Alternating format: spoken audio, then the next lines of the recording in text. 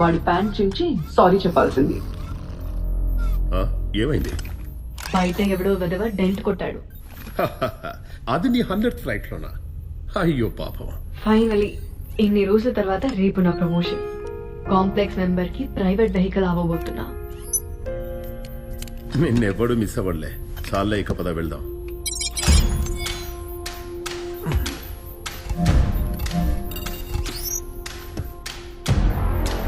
ఈ root of sector నుంచి వెళ్తుంది.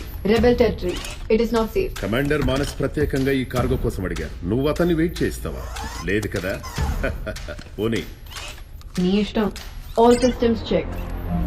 BUJZ-1 ready to take of.